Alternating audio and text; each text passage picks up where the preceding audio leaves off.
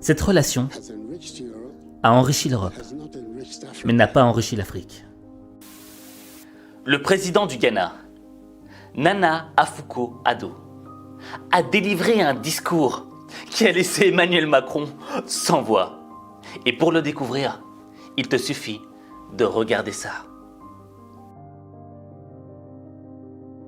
Je pense que les choses qui nous ont amenés ici aujourd'hui nous en disent long sur le développement de notre continent africain. Je commence par dire que la place de la diaspora,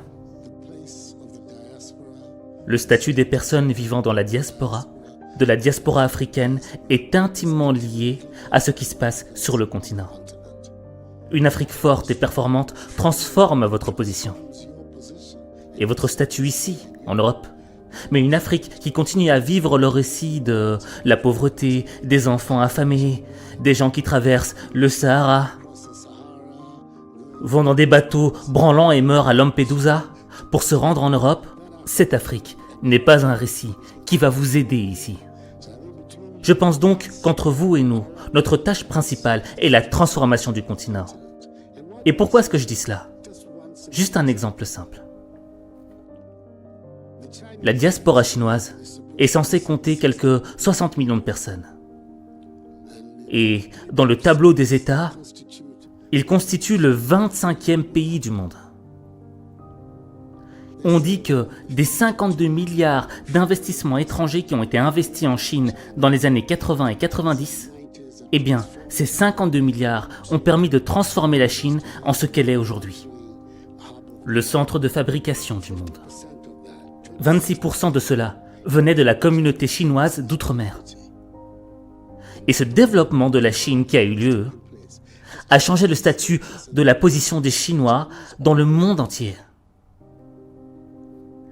Je veux donc que vous preniez ces statistiques très au sérieux, car c'est le lien transformateur que nous voulons établir avec la diaspora africaine. Comment l'impliquer dans le développement du continent? Une fois que nous aurons changé le récit sur l'Afrique et que nous pourrons le faire que par nous-mêmes, nous devrons nous éloigner de l'idée qu'il y a quelque part un Père Noël qui viendra pour développer notre continent à notre place. Il n'y a pas de Père Noël. Il n'y a que nous qui pouvons le faire, développer notre continent.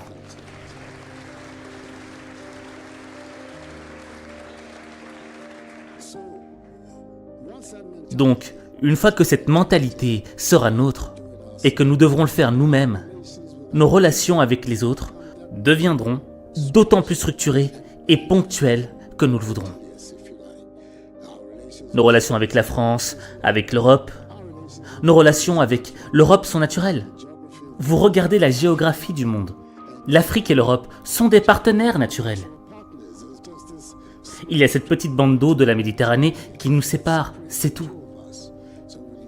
Donc, quand vous regardez cela et que vous regardez aussi l'histoire qui s'est déroulée entre l'Afrique et l'Europe, c'est une relation naturelle et une alliance naturelle, mais une relation qui doit être différente de la relation que nous avons eue précédemment. Pourquoi est-ce que je dis ça?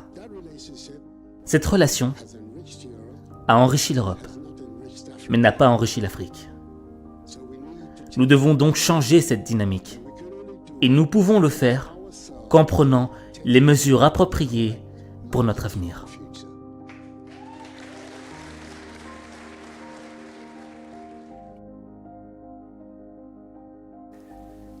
Discours sincère du président Nana Akufo-Addo.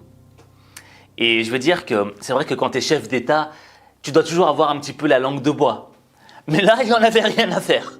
T'as même vu Macron qui était là, qui disait « Ah ouais, toi t'as pas peur toi. Toi tu dis ce que tu penses. » Mais disons que dans ce discours, il y a deux éléments essentiels à retenir. Le premier élément à retenir, ce sont les étiquettes.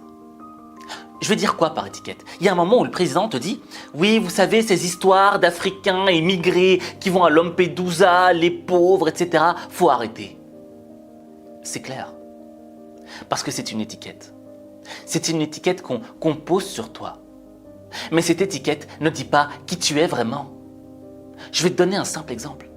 Moi, je me rappelle, on me disait souvent « Mais oh, Tu es un pauvre jeune des quartiers défavorisés, jeune issu de l'immigration, de parents immigrés. Oh, pauvre petit. Mais on m'infantilisait. Quand on me dit jeune, déjà, premièrement, c'est pour t'infantiliser. Mais je suis pas un jeune, je suis un homme. Et ensuite, quand on te met dans une case de pauvre garçon, bon, ta situation est difficile, mais on est avec toi, on te caresse dans le sens du poil, tu finis par l'accepter. Il y a un moment où je me disais, ouais, mais peut-être que c'est vrai, je suis ça. Je suis dans une position de victime. Alors caressez-moi dans le sens du poil, je l'accepte, parce que je suis une victime, je ne peux rien changer. Mais c'est pas ça la vie.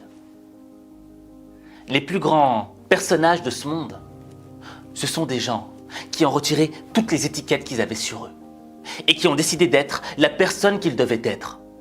Je vais te donner un simple exemple.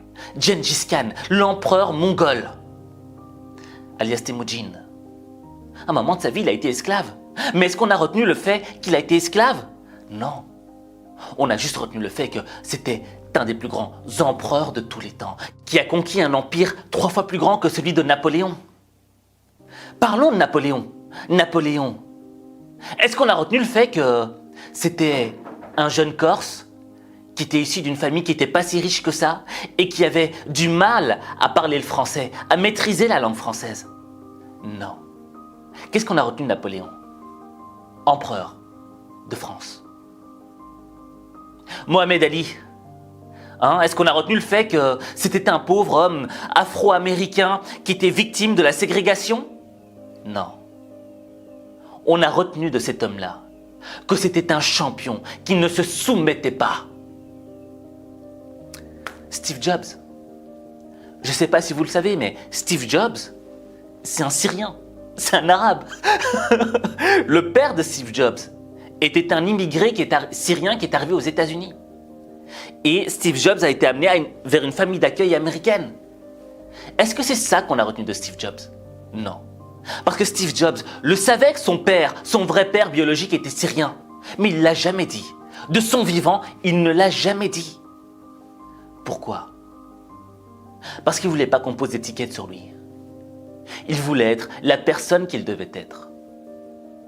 L'un des plus grands entrepreneurs de tous les temps.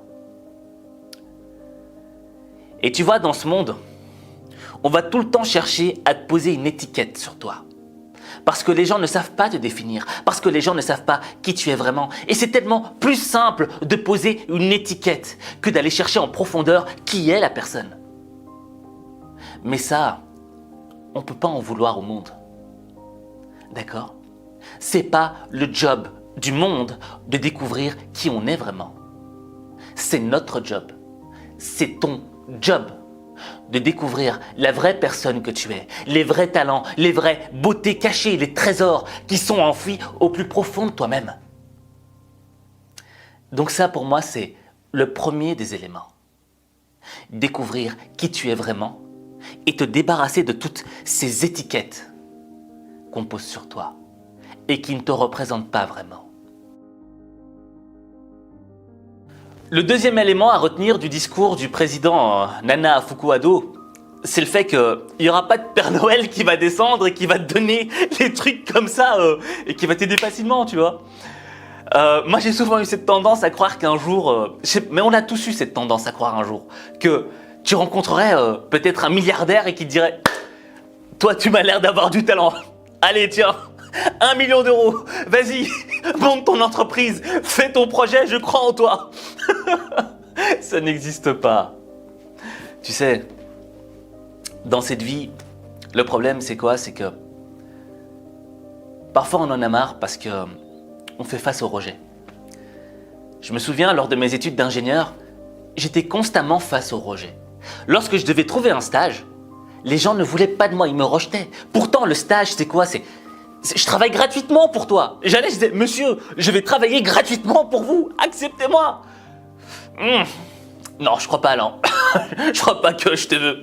Tu vois? Alors, je peux te dire que pour chercher un job, ensuite, c'était encore pire. Tu vois?